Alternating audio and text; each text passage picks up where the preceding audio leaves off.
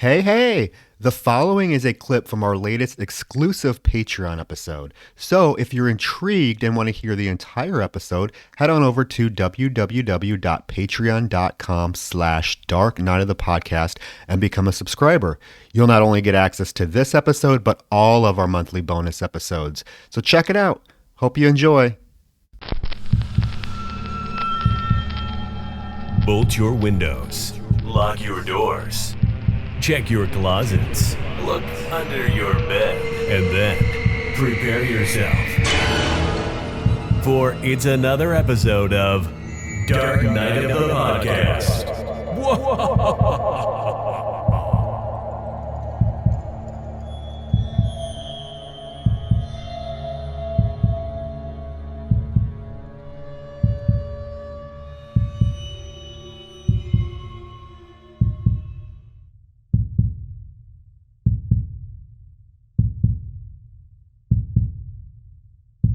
Roger, this is your mother superior, and you need to be punished.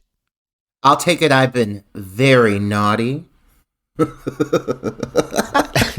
can't even deal with this fucking movie. That's about the extent I have for You know what I can deal with is that goddamn fucking old woman voice you just put on. My talk about talent. I know who the new Mrs. Claus is going to be in Mrs. Claus 2.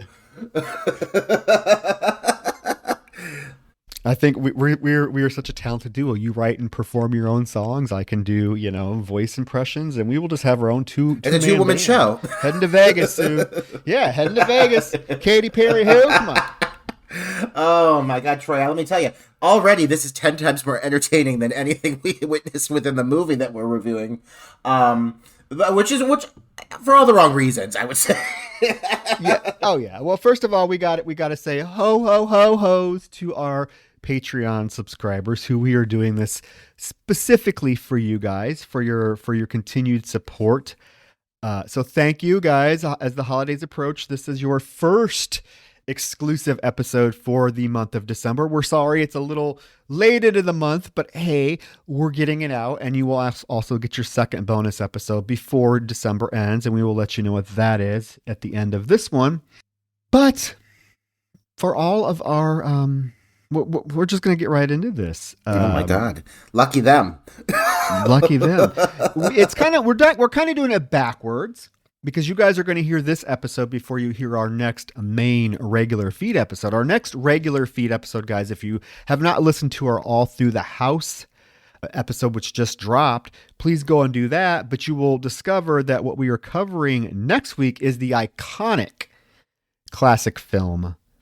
There's no other film to cover, right before Christmas other than Silent Night, Deadly Night, the original, controversial, my God, classic. Yes, I'm so excited to talk about that with you. So it was my bright idea, Roger, for our Patreon feed. I was like, oh, Roger, I got the perfect idea.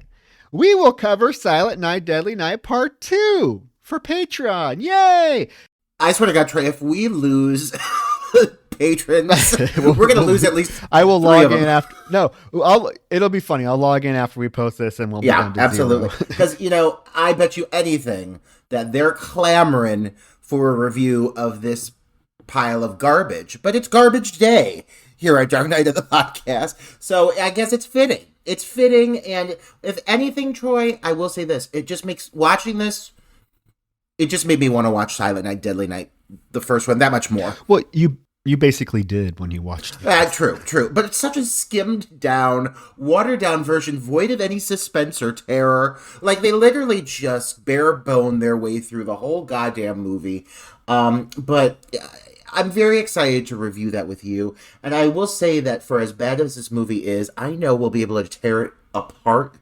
And I can assure the listeners this is going to be quite an enjoyable episode. It may not be an enjoyable movie, but it'll be an enjoyable episode because my laundry list of notes is just scathing. Although, Roger, you realize there are people that actually like this film. They exist. Well, they've been very, very fucking naughty. And I hope that Ricky comes for them too. Punishment is absolute. Absolute. So, Silent Night, Deadly Night Part 2. What is there to say? What is there to say? Right away, I remember the fuss around Silent Night Deadly Night when it first came to theaters, the controversy, which I'm sure we'll talk about. I try to want to avoid, it's going to be hard, but I want to avoid talking about the first film as much as possible in this episode because we are reviewing it next week. So I'm just going to say right away I remember seeing the box art for this film when it hit video shelves because I think it had a very limited theatrical release, but it mainly made its wide debut on home video during the VHS days. And I remember even as a little kid seeing this box art and being totally uninterested in it compared to the iconic box art of the original film with Santa going down the chimney with the axe. This one basically is a Christmas bulb with a reflection of a hand holding a gun. And you know how I feel about guns in slasher movies, Roger? So right away, I was like, fuck this movie. Yeah, I can't think of anything less enticing than a fucking handgun. In the reflection of a Christmas bulb. It almost makes it look like, and I guess in a sense, if you do some weird, roundabout connecting, I guess in a sense, it makes it look like a home invasion movie, sort of. Or like a police procedural, which also has that vibe as well. Yeah, so right away, the box art to this film doesn't even hold a candle to the original.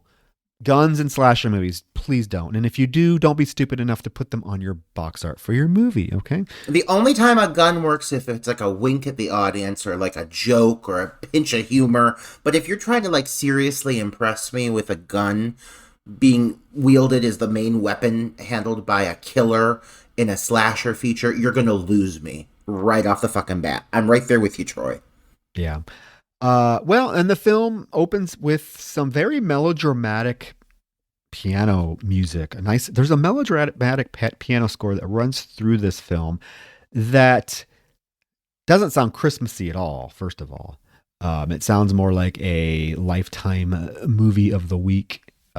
So right away, the score is a little disjointed from the subject matter of the film. And let's be honest, this film, to me, Roger, is not even really a Christmas themed film. Oh no, I agree completely. One of the biggest issues is that I would say a majority of the film, aside from the flashback sequences, which I don't count because they were not filmed for this movie, but a majority of this film feels very much void of anything Christmas or holiday related up until the final 10 minutes where they kind of try to cram it in there. But everything else about this movie really does not feel like a holiday horror film in any way.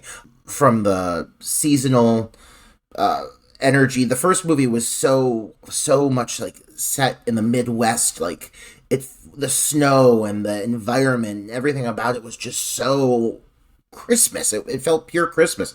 This is stripped of all of that. The setting is lovely, but it does not lend to that season at all. And there's very limited decor. There's very limited anything. You get some Santa imagery, but again, yeah, it feels very forced into the storyline, trying to tie it to the original film. And so, yeah, I agree. It doesn't feel seasonally appropriate to call this Silent Night, Deadly Night 2. Yeah, no, there's nothing Christmas about this film at all. Nothing. I don't even know if the film, well, I guess, yeah, it does. I was going to say, I don't even know if the film takes place around Christmas time, but obviously it does. But let's just get to it.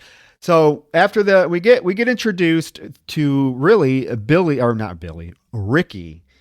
Ricky's socked feet in loafers takes up a prominent, part of the opening of this film. Until we kind of slowly scan up and see who is it is Billy, the killer from the first film. It's now his younger brother who is grown up, and he's apparently 18 in this film, even though he looks to be about 45. This fucker. I've never seen somebody who's both super hot and really hard to look at the same time.